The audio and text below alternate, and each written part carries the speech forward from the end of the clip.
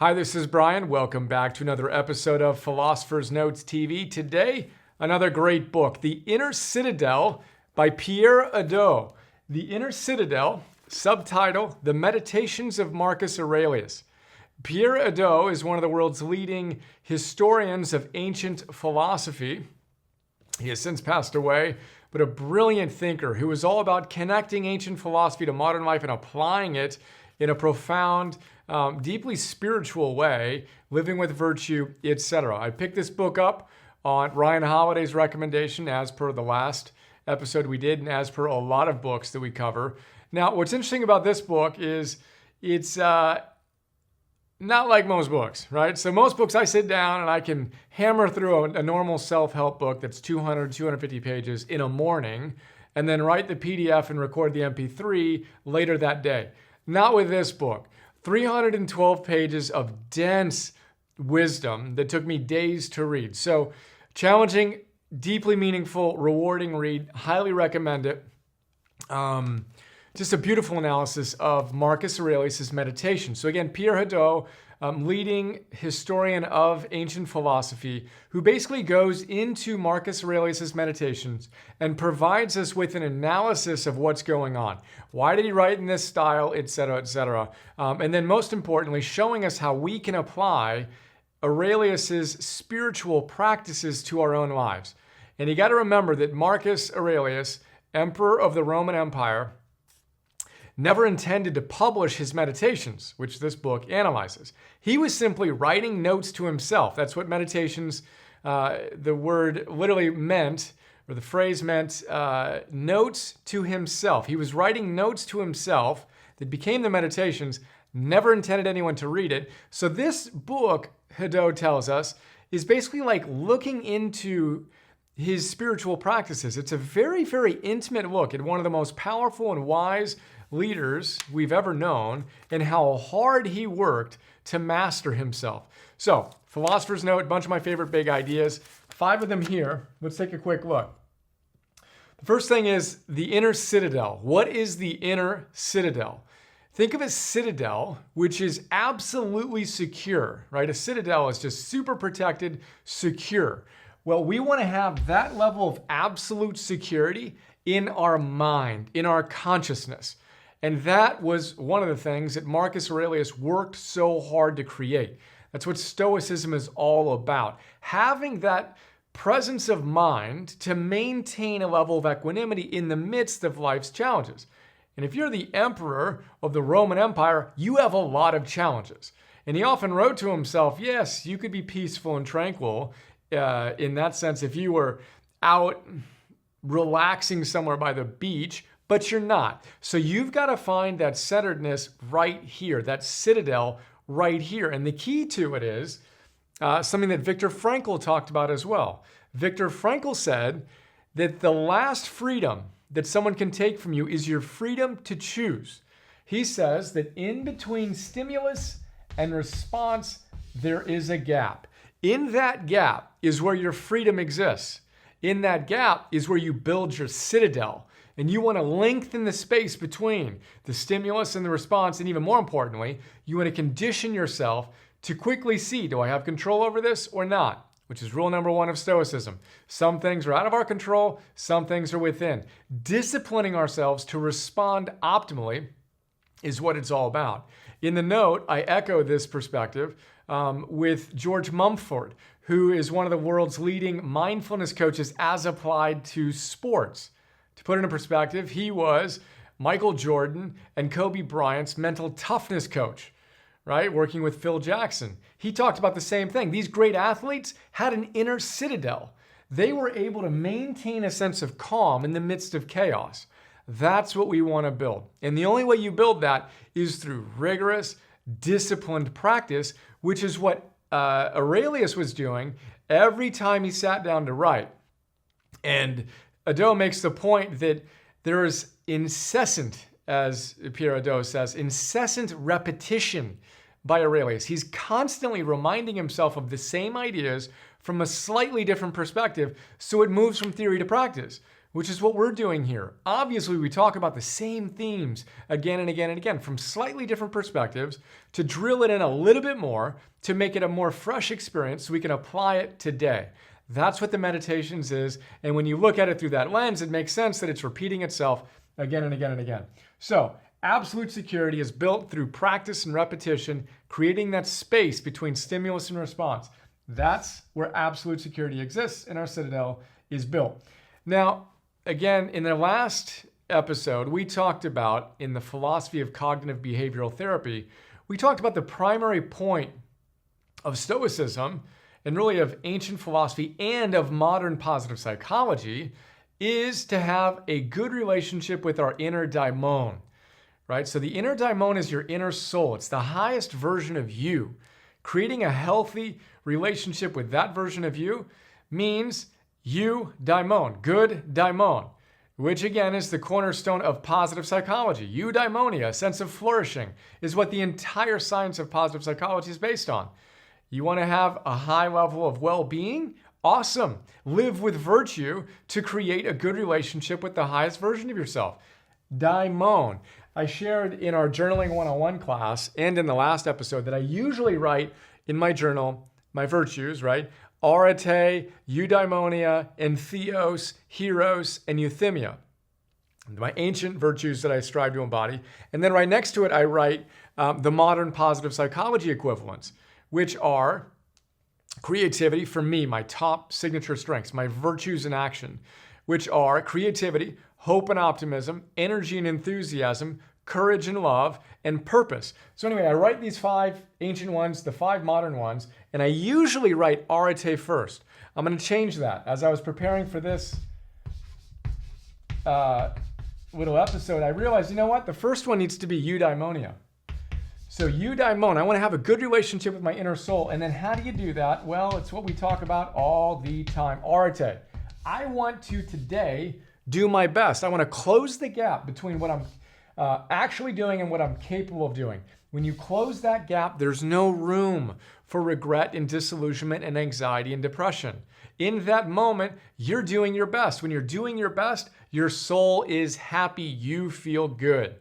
So keep that in mind. And know that the ancient Stoic philosophers also called that version of you that's always watching you. You might have noticed Christian thinkers and theologians would call that your conscience. Well, back in the day, the Stoic philosophers called that the other. The other is always watching you. Your inner soul, your daimon is always watching you. And your primary responsibility is to make that essence happy and pleased with what you're about ready to do.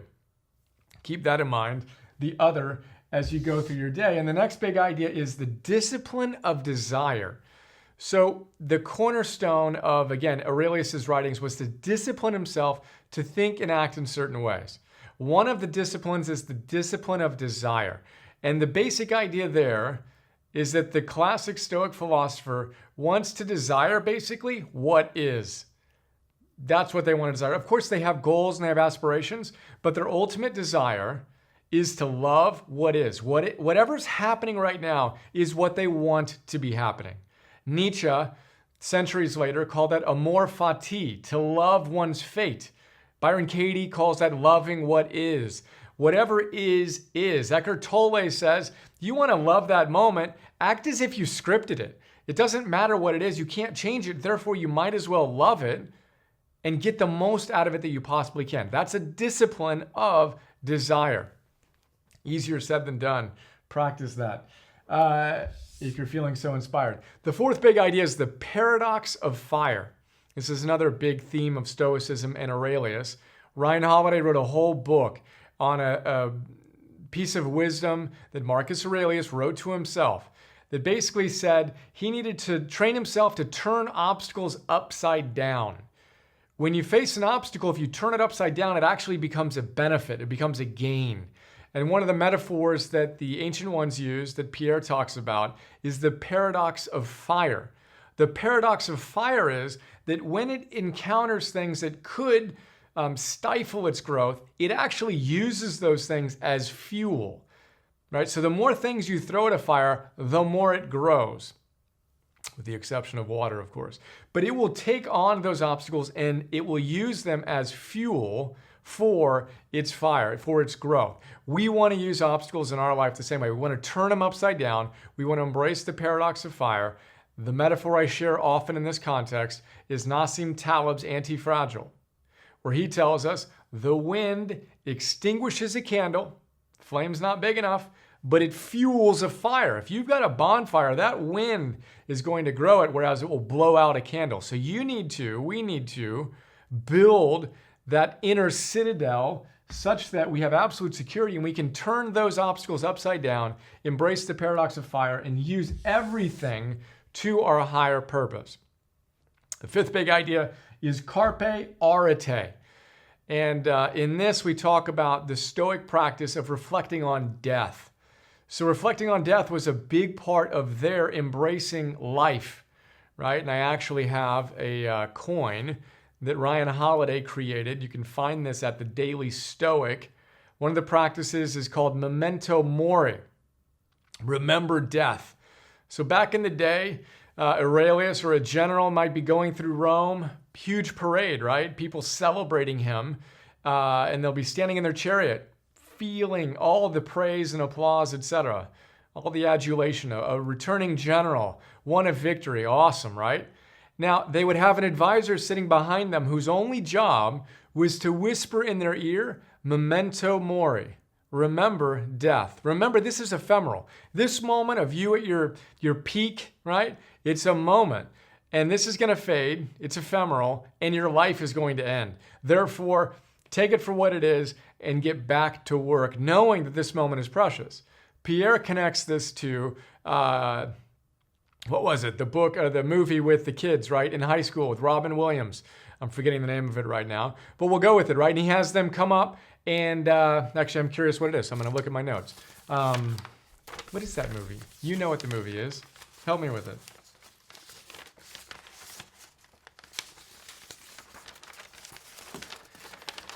The movie is, of course, Dead Poets Society. Dead Poets Society. How can I forget that? Dead Poets Society, right? What does Robin Williams' character do? He brings the kids, high school kids in his class, up to a picture. And he shows them the old boys of the school who are at the top of their class years ago. And he says, hey guys, all those young, youthful boys, they're gone. So what does he tell them? He tells them carpe diem, remember death. It's a practice. Remember that all of these people who are here are gone. And Aurelius used to do this. He would remember all of the old emperors, right, who were at their peak of fame. They're gone now. It's a good way to humble yourself and to bring yourself into this moment, to seize the day. So carpe diem was Robin Williams's incantation to his students, right? Carpe diem, seize the day. Pierre makes the point that that's what Aurelius practiced in these ancient Stoics, only they seized a moral day. They were committed to living their best morally, living with virtue, right? Having their inner daimōn be happy. How do you do that? Carpe areté. And there's a little thing on the other side. So on the front side of this coin, we have Memento Mori, right? From Ryan in the Daily Stoic. Little skull on it. That will remind you of death. And then the other side, we have a paraphrase of an Aurelius thought, which is you could leave life right now. Aurelius would write to himself, hey, remember, you never know when your last moment is going to come. Therefore, do your best in this moment. Carpe areté. Close the gap between what you're capable of being, what you're actually being. You have a good soul. You're feeling pretty darn good about yourself and about life in this moment. You're embracing the paradox of fire. Obstacles are awesome. Why? Because you've disciplined your desire to want what is. That's the source of your inner citadel. When you learn to want what is, that's absolute security. You're never arguing with reality. You're responding as appropriately as you can and high-fiving your inner highest self as your highest purpose. It's a pretty powerful way to go through life as you construct your inner citadel, Dead Poets Society style. Carpe diem, carpe areté. Let's do this. I hope you enjoyed. And if you're feeling it, I think you'll really enjoy the book. Again, it's not your typical self-help book. It's a really, not that most self-help books aren't thoughtful, but this is a really thoughtful, rigorous, intellectually challenging, and inspiring look at one of the greatest thinkers in history by another one of the greatest thinkers in history. And I highly recommend it. So there you go. I hope you have another awesome day. Look forward to seeing you soon. See you. Isn't it a bit odd that we went from math to science to history, but somehow missed the class on how to live? For some wacky reason, Optimal Living 101 never made the schedule. Of course, it's too late to go back and change that, and you're too busy to read full-time to catch up. But if you're like us, you're all about optimizing your life so you can actualize your potential.